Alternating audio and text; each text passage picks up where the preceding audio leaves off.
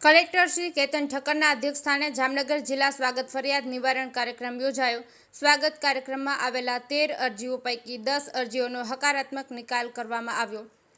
જામનગર જિલ્લા કલેક્ટર કચેરીના સભાખંડમાં કલેક્ટર શ્રી કેતન ઠક્કરના અધ્યક્ષસ્થાને જિલ્લા કક્ષાનો સ્વાગત ફરિયાદ નિવારણ કાર્યક્રમ યોજાયો હતો, જેમાં કલેક્ટરશ્રીએ અરજદારોને રૂબરૂ મળી તેઓના પ્રશ્નો સાંભળ્યા હતા અને તે પ્રશ્નોના નિરાકરણ અંગે જરૂરી કાર્યવાહી હાથ ધરી હતી।